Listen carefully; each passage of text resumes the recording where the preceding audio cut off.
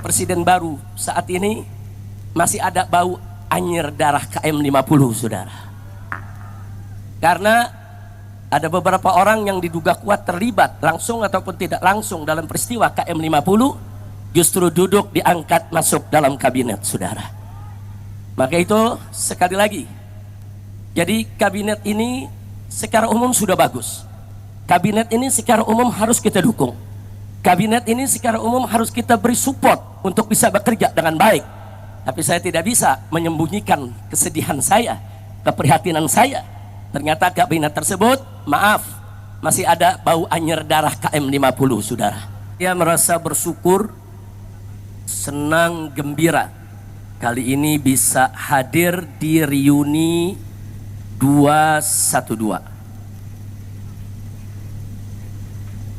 Karena beberapa hari yang lalu saya masih ada di kota suci Makkah.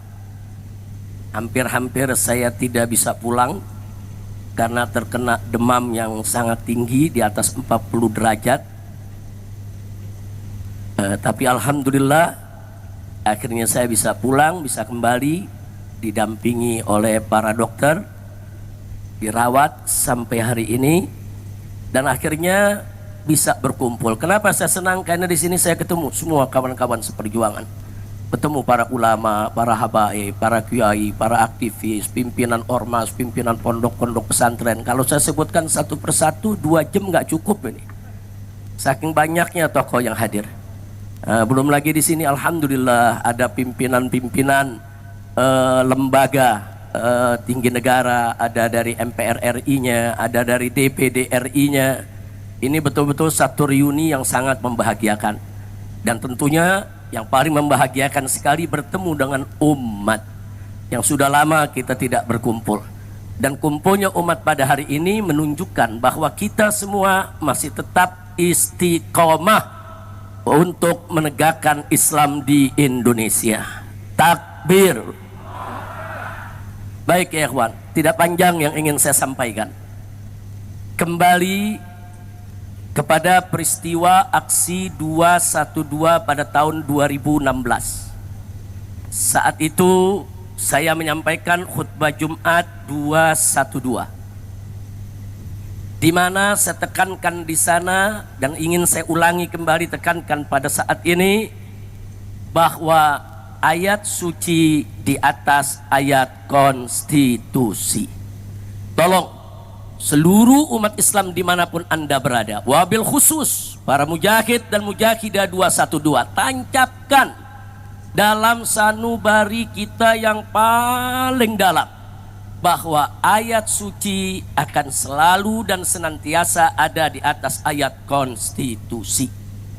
Kenapa?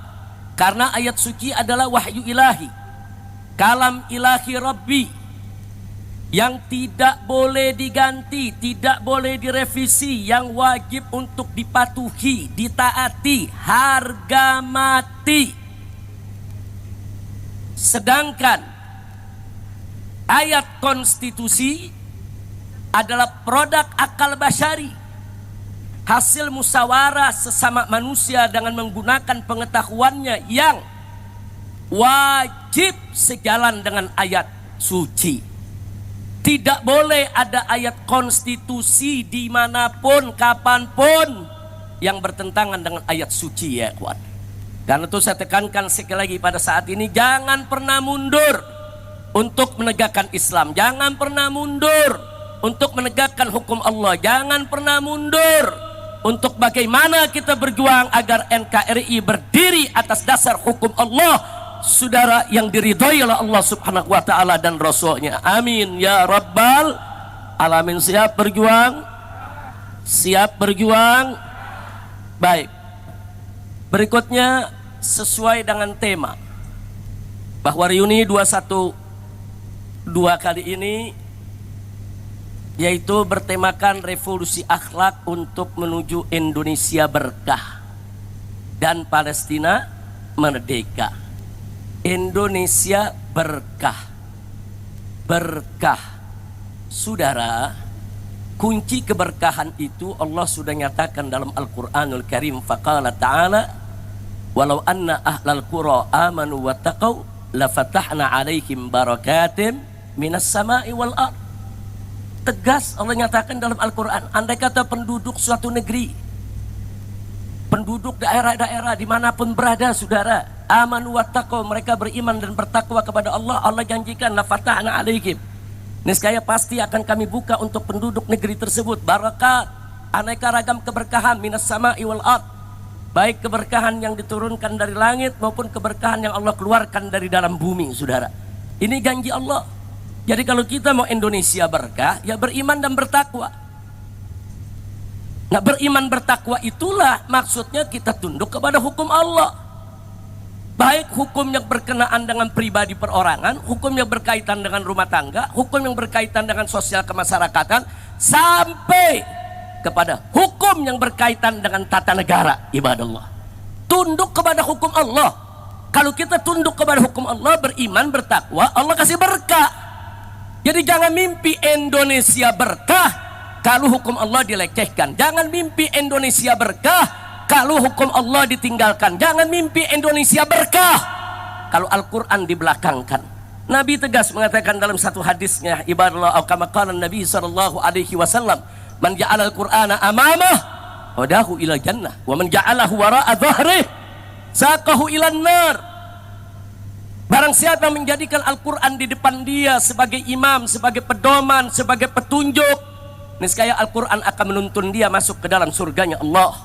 Sebaliknya, barang siapa menjadikan Al-Quran di belakang tulang punggungnya, dia nggak peduli dengan hukum Al-Quran, dia lecehkan Al-Quran, dia nggak mau pakai Al-Quran, saudara, hati-hati. Neraka jahanam menanti dia untuk dijerumuskan, ya kawan. Na'udzubillah min dzalik. Mudah-mudahan di kepemimpinan baru saat ini yang terhormat, yang sama kita hormati Bapak Presiden Haji Prabowo Subianto, saudara, bisa selalu mengedepankan ayat suci di atas ayat konstitusi. Nah, jadikan Indonesia ini berkah. Kami akan, seluruh rakyat akan dukung Bapak kalau Bapak mengajak bangsa Indonesia taat kepada Allah dan Rasulnya. Betul? Betul? Takbir. Nah, jadi sekali lagi jangan pernah mundur, ya ikhwan. Nah, baiklah. Berikutnya yang tidak boleh saya lupakan juga, ya ikhwan, alhamdulillah, Pilpres sudah selesai, Pilkada sudah selesai, Pilkada serentak, saudara. Jadi jangan lagi ke depan ini, baik Pilpres maupun Pilkada, memecah belah kita. Berbeda pilihan dalam politik itu biasa. Makanya saya kaget begitu ada perbedaan pilihan, saudara, berani-beraninya ulama dimunafik-munafikkan, disesat-sesatkan, dikafir-kafirkan. Jangan. Ada habaib, ada ulama berbeda pilihan dengan kita, saudara, masing-masing punya ijtihad politik. Wajib untuk kita saling menghormati, saudara. Jangan mau dipecah belah, saudara. Yang bertarung orang lain, yang dapat kekuasaan orang lain, yang dapat kursi orang lain, yang dapat uang orang lain. Tapi kenapa harus rakyat yang diadu domba, rakyat yang baku pukul, dan rakyat yang dipecah belah? Jangan mau lagi kita diadu domba. Setuju? Siap bersatu? Siap bersatu? Takbir! Nggak apa-apa, kita beda-beda pendapat, nggak apa-apa, saudara. Hanya saja kita mau ingatkan semua, saudara, di dalam memilih pemimpin, jangan lupa jadikan Al-Quran dan As-Sunnah sebagai pedoman kita. Al-Quran dan As-Sunnah sudah menuntun kita bagaimana cara milih pemimpin. Yang model bagaimana pemimpin yang harus kita pilih, ikuti saja. Selama kita berpedoman kepada Al-Quran dan As-Sunnah, Al-Ijma' dan Qiyas, saudara, serta apa-apa sudah disampaikan oleh para ulama-ulama salaf kita, insya Allah kita tidak akan terjerumus ke dalam jurang kebingungan. Enggak, kita enggak bakal bingung. Kita bingung memilih pemimpin karena meninggalkan Quran dan Sunnah. Kita bingung milih pemimpin karena kita jauh dari Al-Quran dan Sunnah. Kalau kita ikut Al-Quran, As-Sunnah, Al-Ijma', Al-Qiyas, saudara, begitu juga petunjuk dari para ulama kita yang ikuti, insya Allah kita tidak akan pernah bingung dan kita tidak akan pernah bisa dipecah belah. Maka itu hari ini, sebelum saya akhiri, saudara, saya ingin mengajak semuanya kembali ke dalam barisan. Yuk kita rapikan soft kita perkuat barisan kita, PR kita ke depan banyak ya ikhwan. Dari dulu saya selalu menekankan, siapapun presidennya, siapapun gubernurnya, siapapun bupatinya, siapapun wali kotanya, kewajiban kita tetap sama, dakwah, amar ma'ruf nahi munkar dan jihad. Siapapun presidennya, kewajiban kita tidak akan pernah berubah. Betul? Betul? Nah, baiklah, terakhir saudara,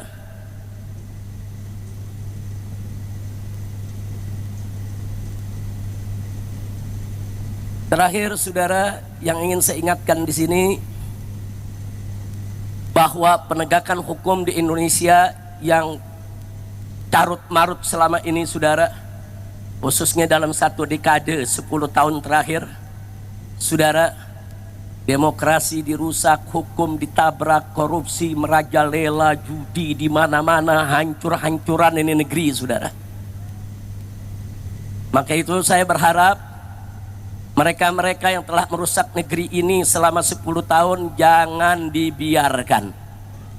Tapi mereka harus dituntut pertanggungjawabannya. Setuju? Maka itu saya minta dengan tulus, dengan sangat hormat kepada yang kami hormati Bapak Presiden Haji Prabowo Subianto. Tolong Pak, bersihkan pemerintahan Bapak dari orang-orang yang bermasalah, baik bermasalah dengan korupsi, bermasalah dengan judi, bermasalah dengan pelanggaran HAM, bermasalah dengan segala kemunkaran dan kerusakan negeri. Jangan mereka dibiarkan, proses hukum, tegakkan keadilan bagi bangsa Indonesia. Takbir, Allahu Akbar. Setuju tidak? Setuju tidak? Kalau Bapak Presiden bertindak tegas untuk memproses semua pelanggar hukum pada 10 dekade terakhir ini, setuju tidak? Dukung Bapak Prabowo tidak? Betul? Takbir. Enggak peduli siapapun dia saudara, enggak peduli saudara, apakah itu Jokowi ataupun Fufu Fafa dan semua kroni-kroninya yang terlibat, seret ke pengadilan. Takbir. Takbir. Takbir. Dan akhirnya mari kita baca suratul Fatihah. Kita mohon kepada Allah agar Bapak Presiden Prabowo Subianto diberikan kekuatan oleh Allah. Amin. Diberikan sehat walafiat. Amin. Agar mampu untuk memimpin negara Indonesia, agar mampu mensejahterakan rakyat. Amin. Agar mampu terus menjaga keharmonisan hubungan antara umara dengan ulama. Amin. Dan kita mohon kepada Allah bibarakatil Fatihah agar pemerintahan Prabowo ini dibersihkan dari orang-orang bermasalah, orang-orang yang selama ini bikin susah rakyat, orang-orang saudara yang melanggar HAM, yang terlibat pembunuhan, terlibat korupsi.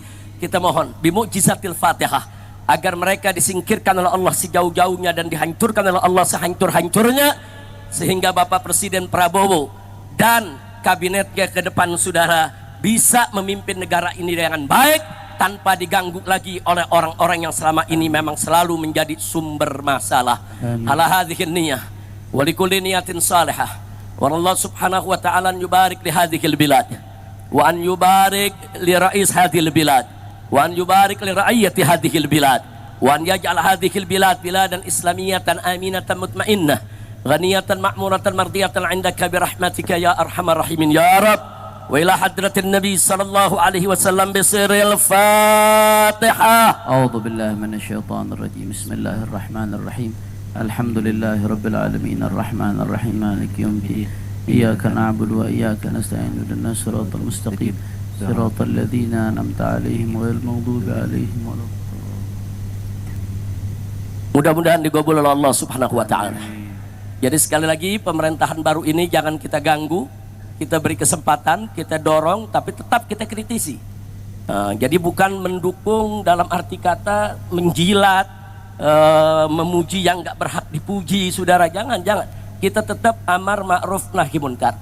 Ikhlaskan niat hanya mencari ridha Allah Subhanahu wa ta'ala. Nah akhirnya saya mau umumkan sebentar. Duduk sebentar. Nah akhirnya saudara, saya mau umumkan insya Allah hari Kamis besok, insya Allah di pesantren Markas Syariat Megamendung, dimulai dari jam 8 pagi sampai zuhur.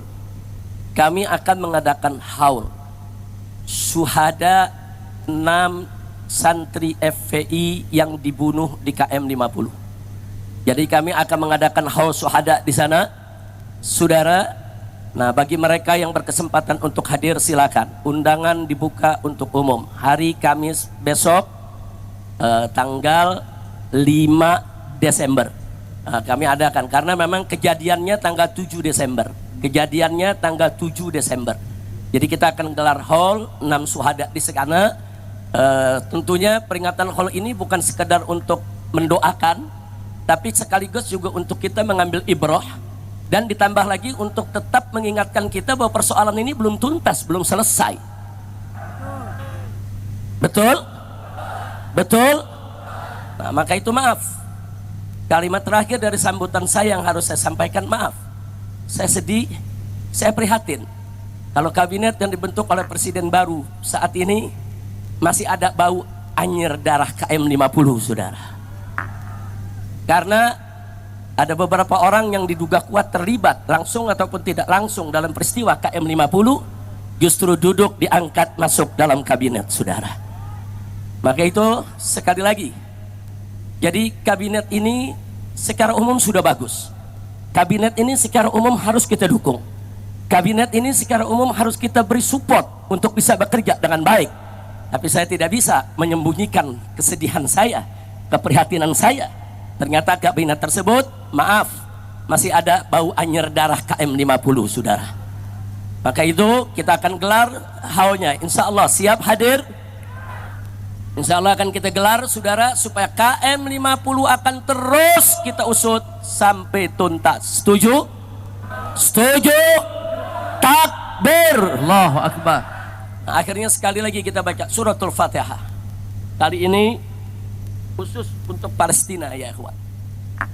Saya sepakat dengan Kiai Haji Muhyiddin Junaidi tadi, luar biasa. Beliau mengusulkan kepada Bapak Presiden Prabowo yang sejak awal sudah memberikan dukungan terhadap perjuangan Palestina agar membuka pendaftaran bagi pemuda-pemuda Indonesia yang siap berjihad ke Palestina. Buka pendaftaran, latih mereka, persenjatai, kirim ke medan Gaza untuk bertempur membebaskan Al-Aqsa. Siap tidak? Siap tidak? Jadi kalau Bapak Presiden menyetujui usulan dari sepuh kita Kiai Haji Muhyiddin Junaidi tadi, saudara sambut tidak? Dukung tidak? Setuju tidak? Takbir. Mudah-mudahan jadi usulan tadi merupakan usulan luar biasa. Dan kepada Dr. Ahid, jazakumullah khairal jaza ala muhadaratikum, masya Allah. Apa yang tadi disampaikan oleh Dr. Ahid dari Palestina luar biasa menggugah kita semua, ya ikhwan. Ya, kita nggak boleh pernah melupakan tentang Palestina. Palestina harus selalu ada di hati kita. Palestina harus selalu menjadi perhatian kita, dan Palestina harus menjadi prioritas perjuangan kita di dunia internasional agar Al-Masjidil Aqsa dibebaskan oleh Allah Subhanahu wa taala dari cengkeraman Israel Durjana, dan bangsa Palestina bisa menikmati kemerdekaan. Amin ya rabbal alamin. Ala hadhihi niyah wa likulli niyatin salihah wa ila hadratin nabi sallallahu alaihi wasallam. Wa Allah Subhanahu wa taala an yarzuqa sya'bal Filistini fathan mubina wa nasran aziza wa khalasan jamila wa baladan amina wa imaman adila wa ila hadratin nabi bisiril Fatihah. Billahi minasyaitonir rajim. Bismillahirrahmanirrahim. Alhamdulillahi rabbil alamin arrahmanir rahim maliki yaumiddin. Iyyaka na'budu wa iyyaka nasta'in. Ihdinas siratal mustaqim. Siratal ladzina an'amta 'alaihim ghairil maghdubi 'alaihim waladdallin. Alhamdulillah. Baik ya kawan, setelah saya tutup, ini akan dilanjutkan pembacaan doa penutup oleh Buya Ahmad Qurtubi Jailani. Beliau nanti yang akan baca doa, kita aminkan dengan khusyuk, dengan penuh keyakinan. Semoga doa kita akan diterima oleh Allah Subhanahu wa taala. Jadi itu saja yang bisa saya sampaikan, dan saya minta maaf kalau kondisi saya memang terlalu lemah ya kawan. Kalau dokter melarang, saya bicara, saya keluar kena angin begini dilarang ya kawan. Tapi apa boleh buat? Saya berangkat kemarin dari sana hari Kamis ya kawan. Sore maghrib saya berangkat, tapi pagi hari sampai jam 1 saya punya panas tuh 41 derajat lebih. Jadi saya dimasukkan ke rumah sakit. Saya minta kepada dokter untuk berikan obat yang paling keras, paten, yang bisa menahan, menghentikan saya punya panas agar saya bisa melakukan perjalanan. Berhasil. Habis 3-4 jam saya diinfus yang itu. Jam 1 selesai saya langsung berangkat ke bandara. Kemudian langsung terbang. Ternyata di pesawat dari mulai terbang sampai turun luar biasa, menggigil, demam, cukup hebat ya kawan. Tapi alhamdulillah sampai di Jakarta ditangani lagi oleh dokter-dokter kita. Setiap malam memang panas bisa mencapai 40. Kalau pagi begini nih mulai rendah, nanti begitu siang agak mulai ringan. Tapi saya sudah periksa semua, alhamdulillah, periksa darah, urin dan lain sebagainya semua bagus. Tapi insya Allah sepulang dari acara ini saya sudah janjian saya akan langsung dirawat di rumah sakit untuk pemulihan. Karena itu saya minta maaf, mungkin ke depan ini banyak yang sudah ngundang saya, banyak undangan yang tidak akan bisa saya datang sampai betul-betul pulih tenaga. Tapi itulah karena cinta antum semua, karena doa antum semua, dan karena rasa senang saya kumpul dengan para ulama, para kiai, dengan nazrah mereka, suara yang gak keluar jadi keluar ya kawan. Alhamdulillah suara yang gak keluar jadi keluar. Nah tapi ini semua nazrah dari para habaib kita, para ulama kita. Terima kasih banyak para kiai, para ulama. Dan mohon maaf kalau dari tadi saya nggak mau selaman, bukan apa-apa. Satu selaman semua selaman, satu meluk semua meluk. Akhirnya panas bukan turun dari 40 bisa 80 urusannya. Nah jadi tolong dimaafkan, tolong dimaafkan. Saya nggak biasa begini. Biasanya saya paling seneng selaman sama ulama, paling seneng saya pelukan sama ulama, paling seneng saya cium jidat ulama atau saya dicium jidat saya oleh ulama. Nah tolong hari ini saya nggak selaman, dimaklumi. Bukan sombong, tapi untuk mempercepat pemulihan. Nah itu saja. Terima kasih. Akhirnya sekian dari saya. Hadani Allah wa iyyakum ila siratikal mustaqim. Wassalamualaikum warahmatullahi wabarakatuh.